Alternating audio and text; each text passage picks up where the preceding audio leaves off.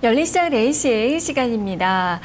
개장 전 토마토TV 전문가와 객장 전문가들이 보고 있는 그 종목군들 화면을 통해서 확인을 해봤는데요. 오늘도 중복 추천이 있네요. 썬데이토즈가 중복 추천을 받았습니다. 자, 그러면 어떤 특징을 가지고 있는지 전체적으로 살펴보겠습니다. 자, 먼저 시장 비중부터 확인해 보시죠.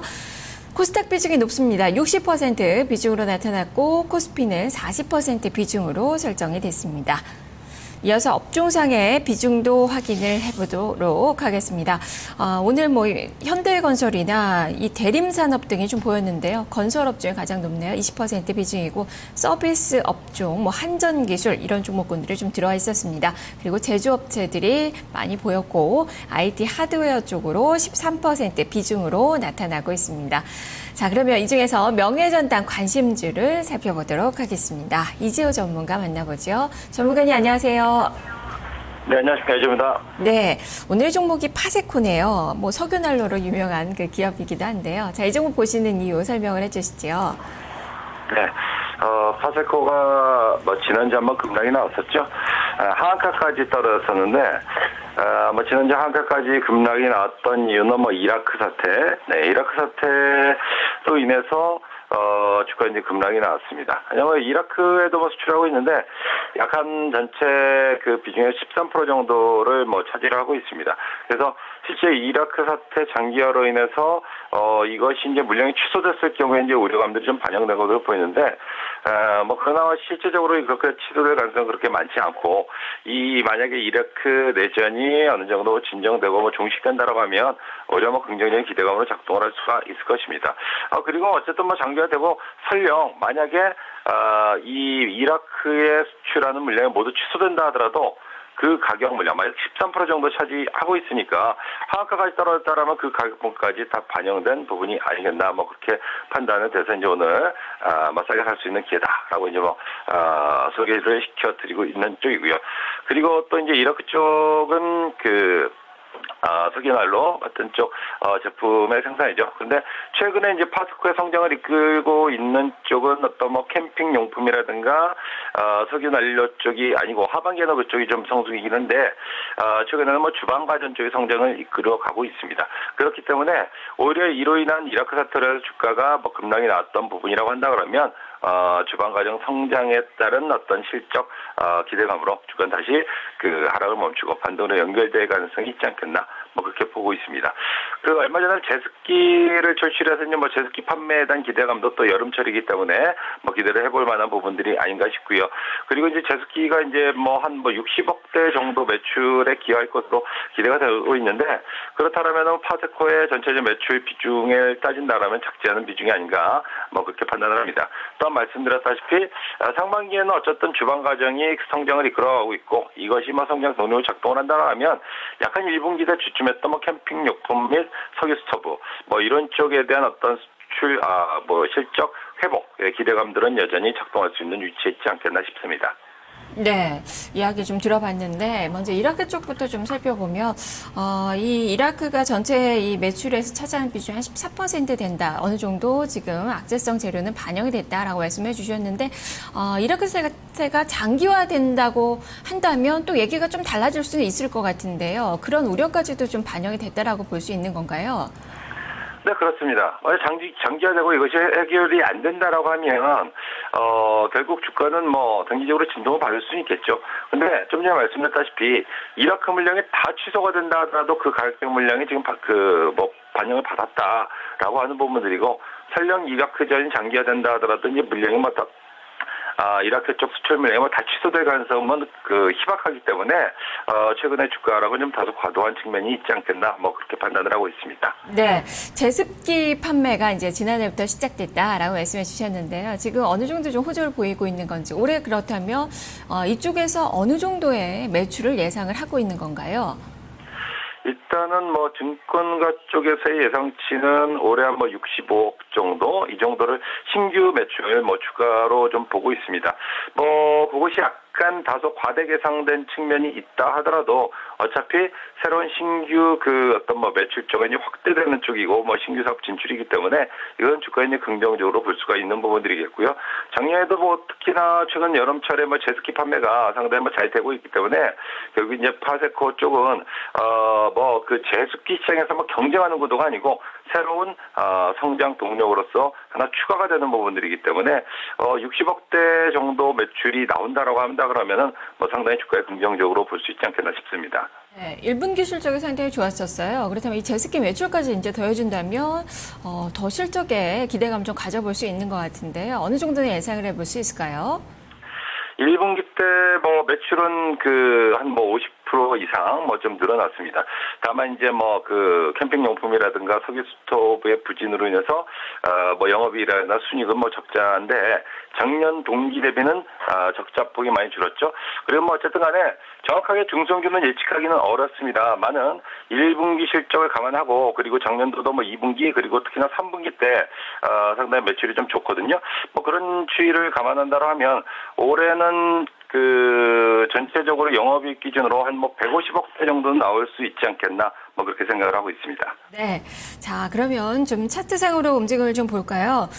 단기간에 이라크발 악재로 주가가 좀 떨어졌다, 매수의 기회다라고 말씀해 주셨는데, 그렇다면 61선 지지에 좀 신뢰를 가져볼 수 있는 건지 기술적으로 좀 점검해 주시죠. 네, 차트로 놓고 보더라도 파스코가 계속적으로 이제 21선 이상에서 거래가 되다가 이렇게 사태로 해서 급락이 났죠. 보통 이런 추세로 간다고 하면 61선 이평선 살아 있고요. 그렇다면 61 이평선 정도에서는 일단 지지와 이제 반등 시도는 나온다. 네, 이렇게 보시면서 그러면 전체적으로 한 61 이평선 근처 한 9천대 초반 정도 되겠습니다. 근데 어쨌든 간에 지난주 이번 주 시간이 가면서 이번 주도 61 평선이 조금 올라오기 때문에 한 9,300원 정도 매수가를 잡아드리고 싶고요.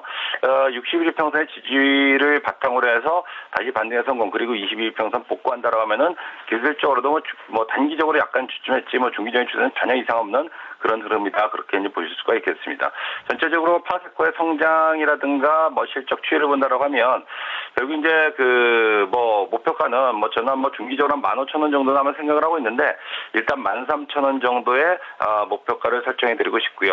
약 2,000원 정도 다운시킨 것은 역시 그래도 이라크 사태에 대한 우려가 남아있기 때문에 한 2,000원 정도 좀 다운을 시켰고요. 그 다음에 손절 가격은 8,500원 정도로 제시를 하겠습니다. 네, 알겠습니다. 말씀 잘 들었습니다.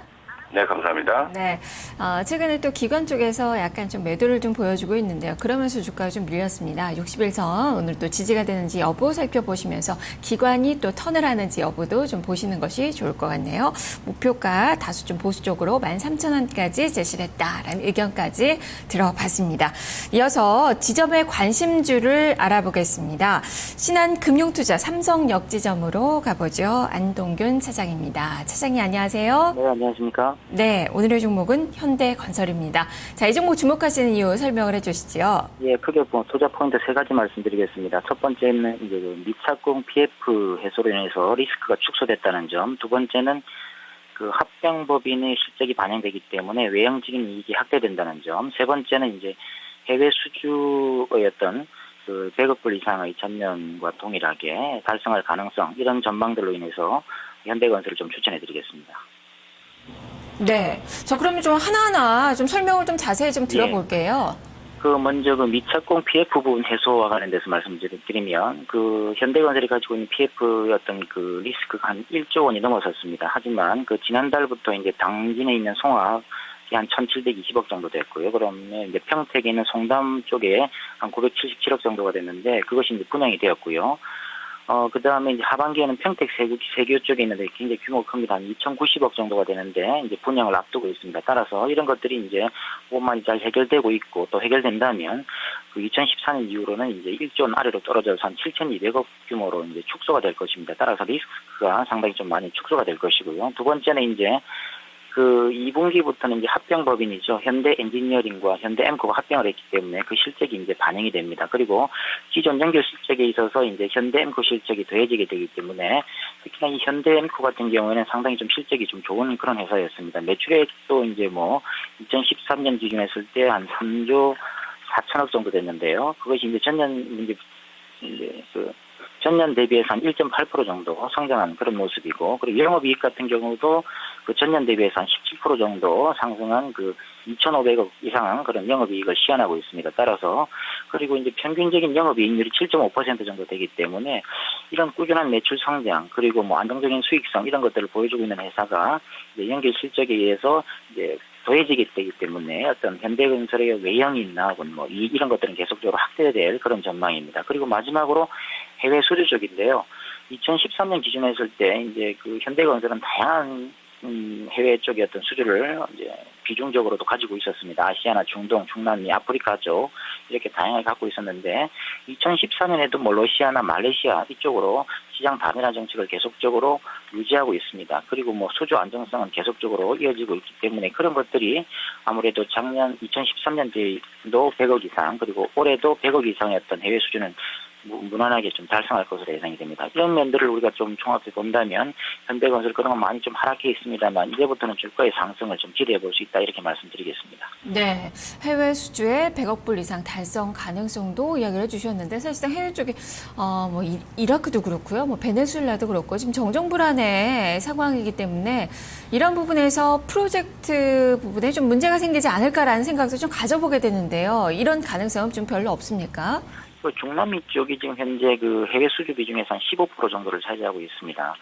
대부분의 어떤 그 반 이상은 아시아 쪽이고요. 그다음 중동 쪽이 34%인데 말씀하신 대로 그런 리스크가 상존하는 것은 맞습니다만 그 다른 이제 지역 쪽 아시아나 뭐 아프리카 쪽 뭐 물론 뭐 아프리카는 0.6% 정도밖에 되지 않습니다만 다른 쪽에서 꾸준하게 어떤 수주를 계속 따내고 있고 특히나 그 오늘 그 발표한 것을 보면 베네수엘라 쪽에서 한 4조 9천억 정도였던 그 정유 시설 어떤 정비 수주를 다시 또 따냈다는 어떤 그런 기사들이 나와 있는데요. 아무래도 그 물론 합작으로 해서 들어갔습니다만은 72% 정도가 현대건설의 지분이기 때문에 이런 것들을 우리가 좀 살펴본다면 꾸준하게 어떤 해외 수주 쪽에서도 리스크가 상존하지만 꾸준하게 어떤 수주를 따낸다는 점을 우리가 좀 눈여겨볼 필요는 있겠습니다. 네, 예, 그동안에 지난해 좀 실적이 좋지가 못했잖아요. 적자를 기록을 했는데 그럴 때 말씀해 주셨던 그런 부분들을 좀 예상을 해보면 올해 턴어라운드 어떻게 좀 확실하게 좀 기대를 해볼 수 있는 건가요? 예, 아무래도 말씀드린 대로 그 합병법인의 어떤 연결 실적 이제 더해질 것이기 때문에 외형적으로는 분명히 커질 것은 맞습니다. 그리고 최근에 어떤 수급적으로도 기관이 계속적으로 매수에 들어온다는 사실은 아무래도 그런 부분에 대한 어떤 기대치가 반영이 될 것으로 예상이 됩니다. 네, 그렇다면 이 다른 건설주들에 비해서도 이 종목을 탑픽 종목으로 건설주 중에 탑픽 종목으로 보고 계신 건가요? 예, 그렇습니다. 영업이익률 같은 경우에 이제 업종 최고의 어떤 영업이익률을 보여주고 있기 때문에 그런 점을 좀 감안해 본다면 현대건설 쪽으로 좀 눈여겨볼 필요는 있지 않나 이런 생각입니다. 차트상 보니까 지금 단기 저점 형성 후에 거의 V자형 반등을 좀 나타내고 있습니다.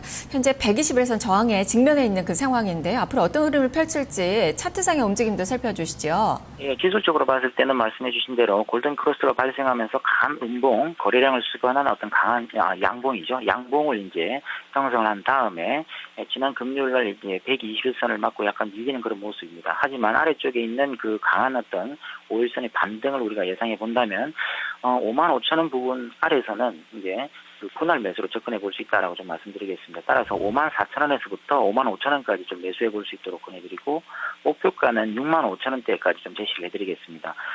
올 연말까지 그런 예상이고요. 마지막으로 이제 최근에 어떤 저점대를 이루었던 5만원대가 붕괴된다면 선전하는 것으로 이렇게 전체적인 전략 제시하겠습니다. 네, 알겠습니다. 말씀 잘 들었습니다. 네, 감사합니다. 네, 안동균 차장과 함께 현대건설까지 살펴봤습니다. 두 종목 다시 한번 가격으로 정리를 해보겠습니다. 먼저 먼저 안동균 차장의 관심주 현대건설이었습니다. 목표 주가 6만 5천 원, 손절 가격 5만 원으로 제시가 됐습니다. 앞서서 점검해봤던 명예전당 관심주는 파세코였는데요. 목표 주가 13,000원, 손절 가격 8,500원으로 제시가 됐습니다.